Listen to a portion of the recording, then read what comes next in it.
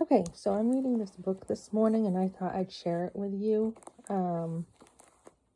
This is Essentialism, and I got this recommendation off somebody's YouTube, which I'm a regular on there. I just love the information that's on there. So I even like this picture, like this circle all knotted up, and then it's more, in order. It's something that's doable. So I started reading this last night, and I got up to page, I believe I said 11 or 13 here. Anyways, it's a really good book. It's basically, I don't want to steal information here, but now I'm up to page, I don't know, 55 here. Yeah.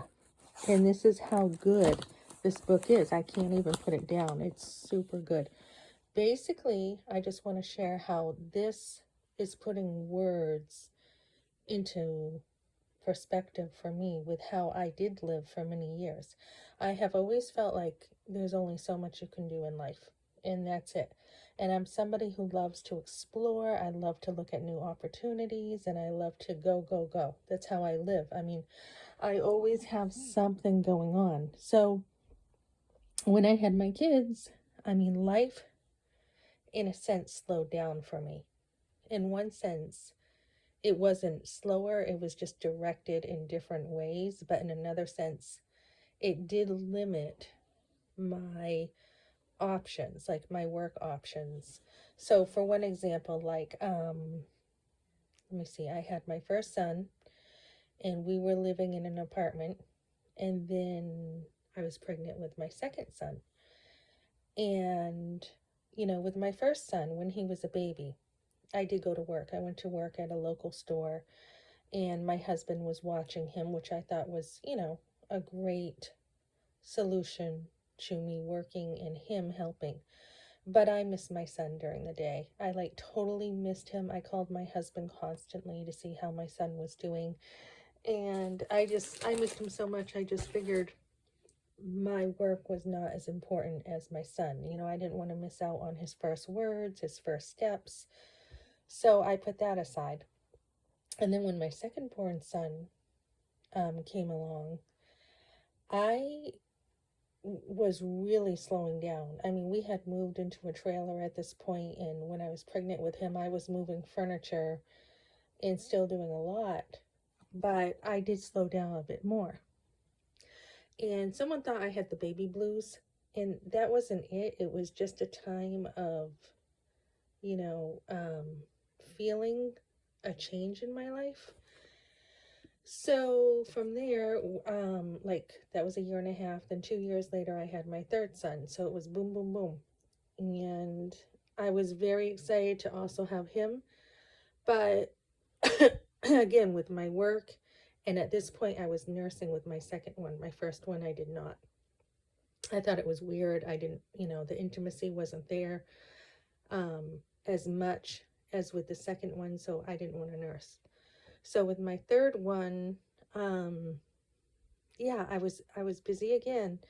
And by then I felt like, okay, a newspaper route would be good. And I had already started looking into homeschooling when my son was only a few months old. I went to a church and a lot of people there homeschooled. So I was already, teaching him things and reading to him. And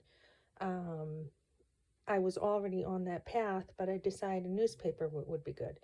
And then my third son was allergic to the newspapers, so I couldn't do that. So I was doing a paper route. Let me see. I was doing my paper route when I was pregnant, actually, with my third son. And then I was doing it with my kids. Because once I was, getting far along, the paper route, walking it every morning was getting to be too much. So that one had to go.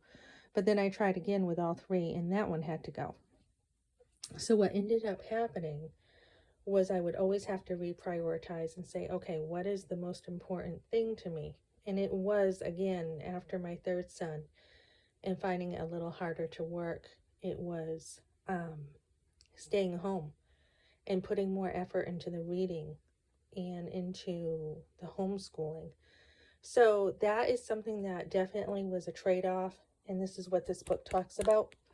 that sometimes we cannot always do it all. And we have to make decisions. Where are we willing to compromise? Where are we willing to do a trade-off? And this just happened to me, um, as my kids grew, and then I had the teen years coming. Well, my husband, after my third son, had cancer, and that slowed things down too. That was no income coming in except workman's comp. And then, let me see, then there was no money. Um, but I used my time to get a lot of the resources, like, what was it, catastrophic illness program. I had doctor's offices calling me because we were so poor, saying, we wrote this off for you. We wrote these x-rays off, and, I got all the help I could with that. And then, let me see. So I had the doctors said, you probably can't have any more kids. They were wrong. So then I had 2 more.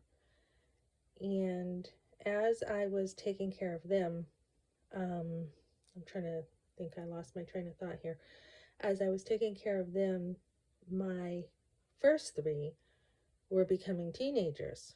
And still, I'm living in a trailer, and it's just not a good time to move because I've got so much going on with their youth group and mission trips and everything. So the little one slept in the room with me.